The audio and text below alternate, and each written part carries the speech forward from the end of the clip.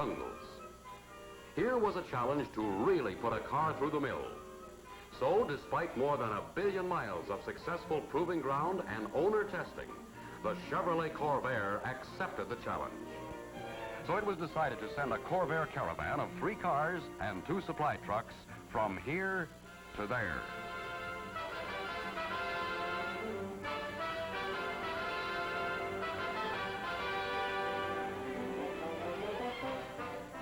The opportunity to prove Corvair's superiority lies ahead. Now see the proof. From the first mile of the journey, Corvair's specific design, aluminum engine, transaxle, 4-wheel independent suspension, monostrut body, weight balance, all are tested again and again. Over the broad, smooth highways of the Middle West, through Illinois, Missouri, Oklahoma, Texas, to the Mexican border. A brief stop for custom formalities, and the Corvair caravan pushes on, over winding, twisting, hard-surfaced roads, in dry, hot desert air, with temperatures over 110 degrees. Yet Corvair's air-cooled engine needs no water. There are sleepy villages,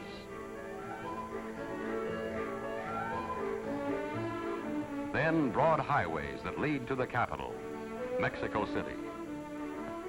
On through the city traffic to the open road of Oaxaca and the Guatemalan border. From dawn till dark, day after day, over the highest mountain ranges in Mexico, the Corvair never falters. The way it hugs the road, the way it handles in every driving situation, the way it eats up the miles smoothly and comfortably, proves out Chevrolet's traditional quality, sturdiness, and roadability.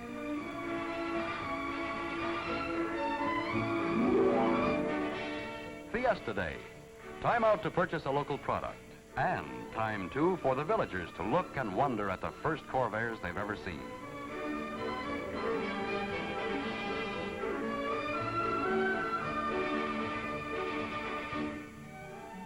But the Guatemalan border lies ahead. The cars push on. Smooth roads, winding roads, rough roads. On all of them, Corvair's short wheelbase makes the handling easy. And the low-profile tires with extra-wide rims keep the cars stable and stuck to the road on tight turns. So the Corvairs put mile after mile behind them with superlative ease. Another border, Guatemala, land of slumbering volcanoes and beautiful lakes. Again, passports and vehicle permits are checked, and the Corvair caravan is on the way into El Tapón Canyon. El Tapón, the dreaded rock slide area. Early rains have loosened rock, which can crash down without warning. So even though the road is rocky and rough, the advice is to get through here fast. The caravan does just that, and Corvair engineering plays an important part. The fuel tank, protected by the body and front suspension crossmember, stays safe from damage by road irregularities. The caravan slugs its way through this hazardous stretch in record time to Guatemala City. Time is the real governing factor now. The Corvairs are pressed to the utmost, and the sturdy cars meet the test. On to El Salvador, another stop, another international border to cross. And beautiful as this nation is, there's no time for sightseeing. All eyes stay glued straight ahead, and on these unfamiliar roads, the Corvair's low hood and good visibility are real safety factors. Again, the Corvairs drive relentlessly on, past villages, banana plantations, over the Cuscatlan Bridge, and through the rain to the border of Honduras. Here there's dust and heat, but it doesn't bother the Corvairs. The rough, dusty road has no effect on the Corvair, and the reusable cleaner traps the dust and keeps it out of the engine, assuring longer engine life. The Corvairs keep right on going. Nicaragua, land of tropical jungles, dormant volcanoes, and vast lakes. The ever-threatening rain pushes the caravan on by Lake Nicaragua to Costa Rica. The border station cleared, the cars skirt mountains over steep, twisting curves that seem to defy any but the slowest speeds. But the Corvairs demonstrate their ability to stay glued to the road. Here, the lightly loaded front tires really pay off in precise, easy steering. And here Corvair's brakes pass a rugged test. Weight distribution, which tends to put equal weight on all four wheels during braking, means more effective braking and less skidding, especially when you have to stop in a hurry. San Jose, the capital of Costa Rica, is the last large city before entering the Costa Rican frontier area. On the way to San Isidro, at the present time the last frontier of the Inter-American Highway, more challenging road conditions test the stamina of the cars. Here are the highest mountain ranges in Central America, where the road runs for more than 40 miles at 12,000 feet or over. Here are turns so sharp, so steep, no ordinary car would even attempt to take them at any but the slowest speeds.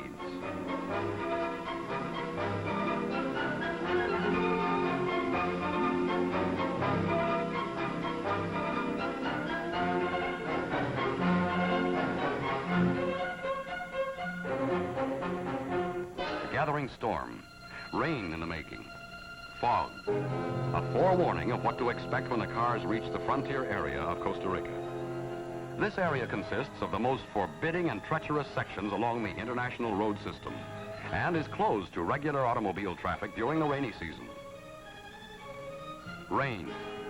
And rain means washouts, landslides, swollen riverbeds, deep mud on the bypasses, and the road itself. Now there's a time for sleep. A campsite in the jungle, plus a swarm of insects, gives the drivers an opportunity to study the route ahead. Time to move out. And here's another Corvair feature that's welcome. Ample stowage space in the front luggage compartment. And there's a lot more with a fold-down rear seat. Rain and more rain as the caravan pushes on to the frontier, south of San Isidro de General. Mud and more mud, as the power of the rear engine, transmission and axle working together in the rear-mounted power unit pushes the cars ahead. And here it is, the end of the road.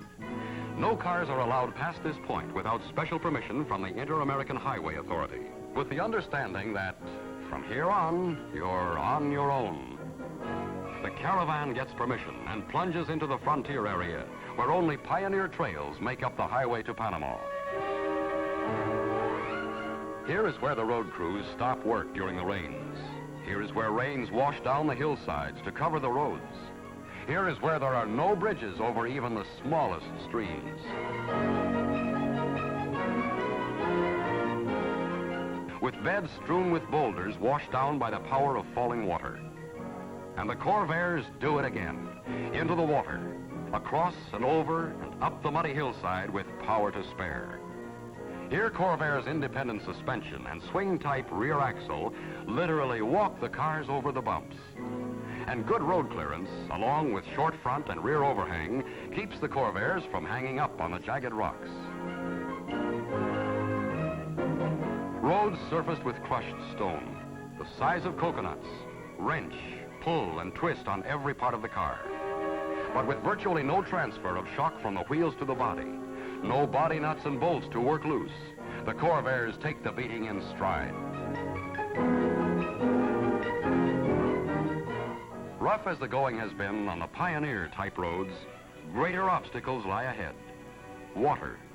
Water in rivers hundreds of feet wide and up to 12 feet deep. In this case, we're in luck. There's a raft on hand. First across is one of the rugged Chevy supply trucks, which have also performed remarkably well throughout the trip. The swiftly moving water threatens to bring disaster, but skillful maneuvering by the rivermen brings the vehicle safely to shore.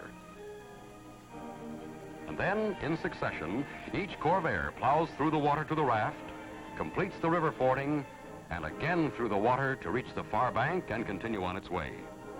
Here's Performance Plus, under circumstances never encountered in the everyday life of a car anyplace, anywhere.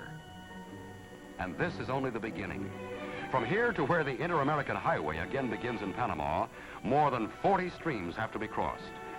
Rock, loosened by early rains, looms as an additional hazard, a delaying hazard, working with the rains which begin earlier each day. water and more water, up and down hills, in and out of streams. Because of the high location of the Corvair's fan and electrical system, it's possible for the Corvair to drive in water and moisture conditions as no other car can. Now there's more mud, sticky, gooey, greasy mud that a man can hardly walk through. But the Corvair's amazing traction capability again proves this car's ability to go nearly anywhere any driver might ask it to go. These three Corvairs, coming near the end of the frontier area in Costa Rica, have been through a more grueling test than the average car would be exposed to in 2 lifetimes. Yet the car has been trouble-free every mile of the way. The oil has been changed only once. Surely a resounding tribute to the greatest thrift car on the American scene, the Chevrolet Corvair. But for all the punishing travel, the toughest obstacle is ahead, the Chiriqui River. Swollen by tropical rains, the Chiriqui presents a crossing problem for any type of waterborne amphibious craft. And here is the only possible place to cross. The Inter-American Road Commission loans a huge bulldozer to clear away king-sized boulders under the swift, surging water. What you are witnessing now is one of the most dramatic examples of a car's ability to take it and come out fighting. Across 150 feet of swirling, churning, raging water, more than 12 feet deep, that literally submerges the Corvairs for minutes.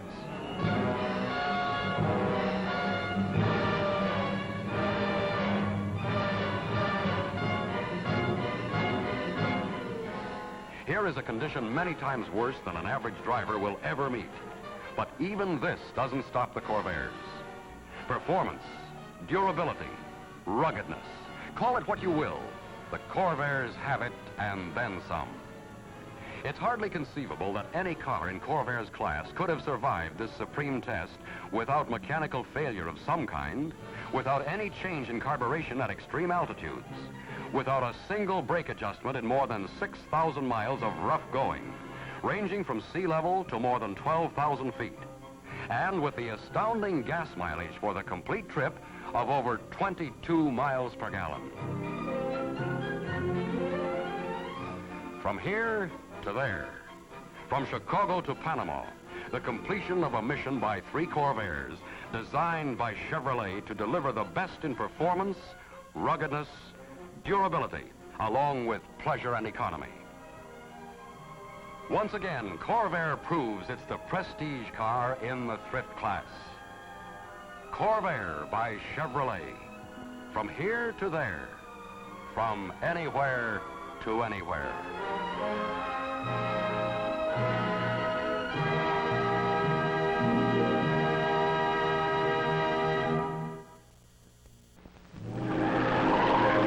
North America and South America will someday be joined by the Pan American Highway.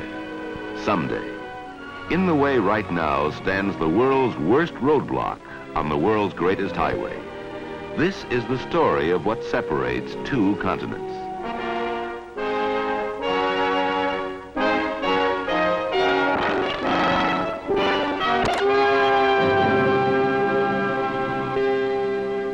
Corvair has already completed a record-setting expedition from Chicago to Panama.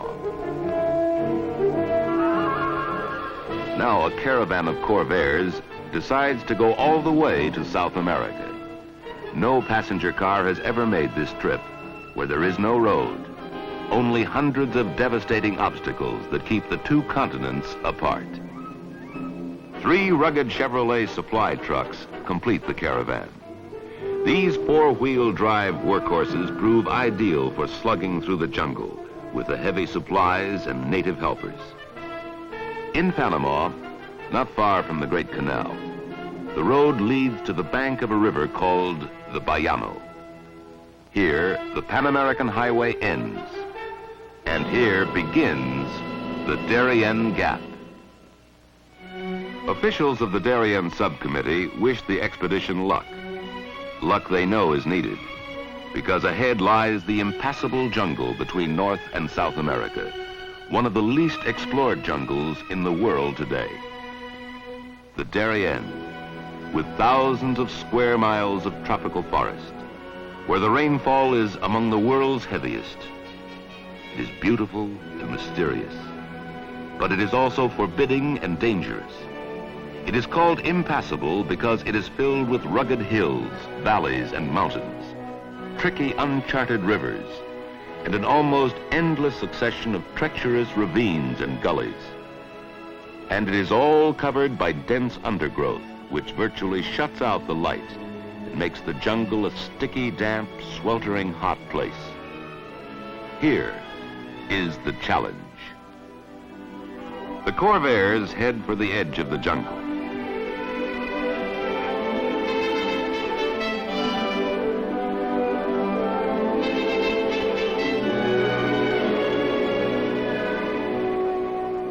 Don't blame Dobbin for getting excited. An automobile is news in this part of the world. The high location of fan, air intake, and electrical system, along with perfectly tight sealing, lets Corvair drive through water as no ordinary car can. The hacking of a trail begins. But in the unskilled hands of these eager beavers, the sharp machetes are more a threat to one another than to the jungle shrubbery. The Panamanian natives are experts with the wicked jungle knives. But even so, it's back-breaking day after day work to cut a pathway through the tangled undergrowth. To young Americans like these, the Darien Gap is an adventurous challenge. Yet the expedition leader knows of the dangers ahead. So plans and strategy are gone over again and again. Now starts the ordeal. Plunging over savage, racking ruts and bumps on a narrow, twisting, hand-carved trail that slams up and down as often as it winds left or right. A test of torture for the cars and trucks. There's constant work for everyone. To cross the deeper gullies, ground must be leveled, trees cut, and logs moved laboriously into place to form crude bridges. Altogether, the caravan builds and crosses over 180 such bridges. Every Corvair design feature is vital to getting through the Darien. The short wheelbase is just right for handling on the tricky trail. The precise weight distribution makes the car easy to steer, even when heavily loaded. The rugged, unitized body absorbs the pounding. In response to suddenly changing power demands, the Corvair's rugged engine transaxle combination is unbeatable. The aluminum air-cooled rear engine supplies instantly available power.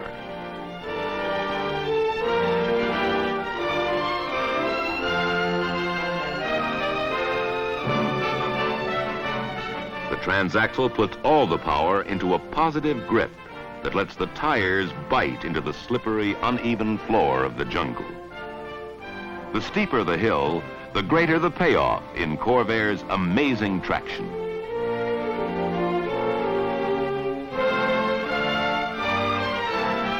The steep hills get steeper, but the Corvairs and Chevrolet trucks dig in, turn on the power, and keep going. River after river is crossed, 173 of them in all, many that do not appear on any maps. Such findings are reported to the Darien Subcommittee, the group which hopes to eventually put a road through the Darien Gap. And the expedition is cited for its important contribution to the progress of the Pan American Highway.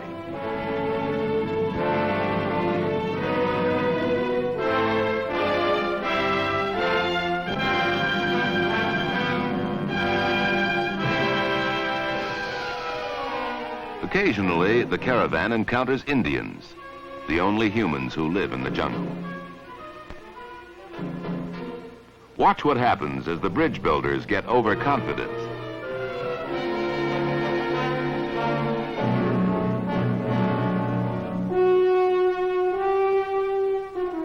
Well, back to the old drawing board. Although it seems impossible, the midday sun is shining brightly overhead. Yet the jungle remains gloomy and almost as dark as night.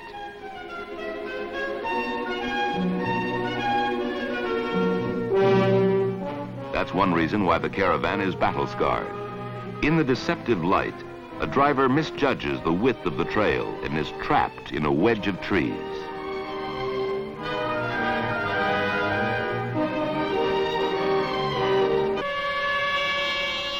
No one can win every battle with the jungle. It's through the mud as far as possible. Then a power winch.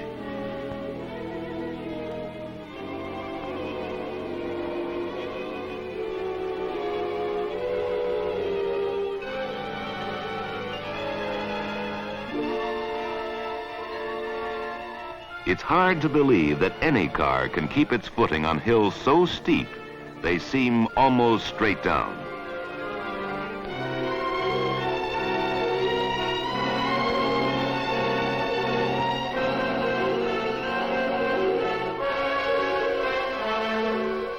On long slopes like this, progress is slow and tiresome, hard on men and cars, and it's often dangerous.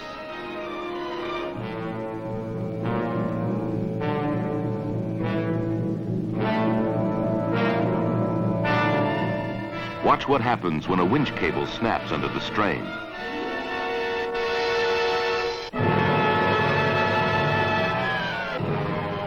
No one is injured, but repairs to the cars and trucks must be made on the spot. While some are working, others use the precious time off for getting spruced up.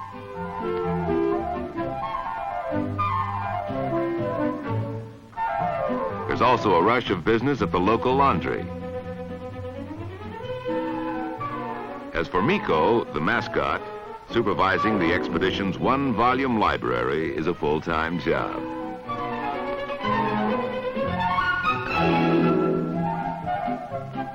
Drinking water is hard to come by in the jungle. Sometimes it can be found in the branches of big vines. Here, such a drink is enjoyed at the base of the rapid-growing quipo, the world's largest weed. A hand generator-powered radio provides the Caravan with its only means of contact with the outside world. And dugout canoes, called piraguas, which the natives hollow out of solid mahogany logs, are the only means of jungle transportation. Supplies of all kinds must travel up the rivers in the piraguas, then be packed laboriously through the jungle. The arrival is always good news. Fuel for the cars and trucks and for the electrical generator that powers camp lights. And a welcome change in the menu. Potatoes tonight in place of the usual rice. After many miles and many days of battling the Darien, the Caravan reaches the town of Yavisa, about 3/4 of the way to the goal, the Colombian border. Yavisa, the largest town in the Darien, is a welcome relief from slugging through the jungle. And it's a big event for the 1,700 people of Yavisa, too, especially the kids.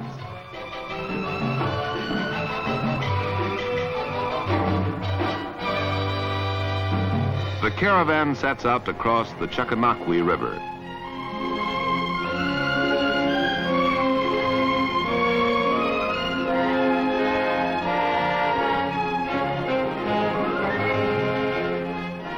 A barge, normally used to carry bananas, is used as a car ferry.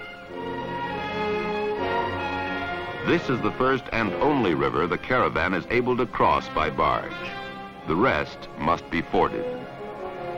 The drivers like the idea of crossing at least one river the easy way as passengers. It seems like a chance to relax. But even in the jungle, there are menacing hot rodders. On the opposite bank, the battle begins again. Only 1/4 of the distance left to go. But 6 big mountain ridges are yet to be crossed.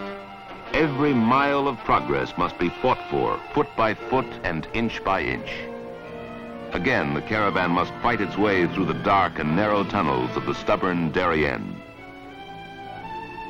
At times, the trail is broken not by native cutters, but by the Caravan itself. Here, the Corvair's unique chassis design pays off. Its rigidity withstands the beatings it takes.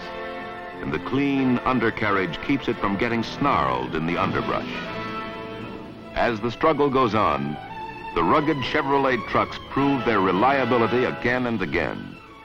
Despite the brutal beating they take, the sturdy trucks press on through the jungle. Only 50 miles to go, perhaps an hour's driving on the turnpikes and freeways of your state. But many, many days of battling the jungle still lie ahead. And now another threat is added to all the others. One of the world's worst rainy seasons, which leaves part of the jungle under 20 feet of water. So now the caravan pauses at dusk to gulp down a meager dinner. Then they press on through the night, even though the darkness adds to the danger and treachery of the jungle.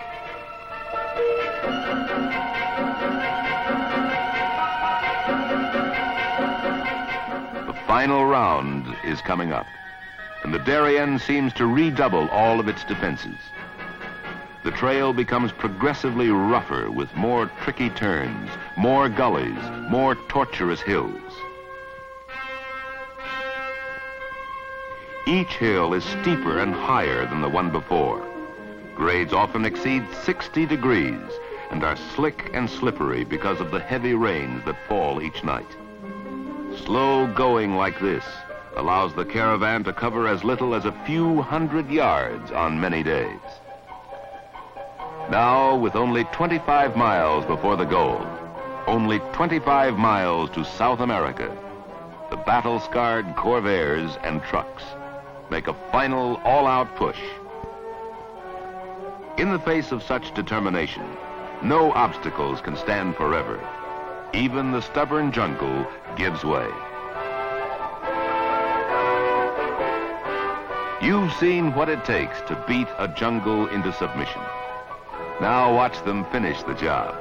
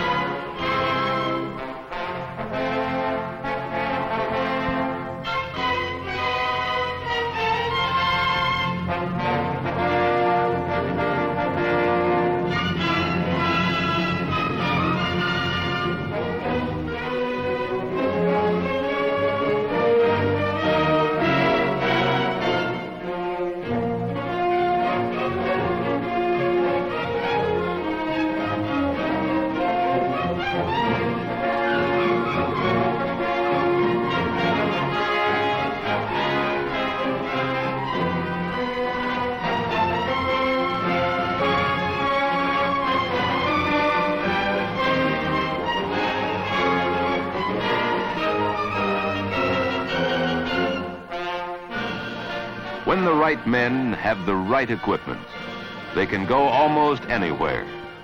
In the hands of skillful drivers, Corvair's perfect traction, balance, power, and maneuverability are a match for anything on four wheels. All the miles and all the days and the weeks have been for this accomplishment.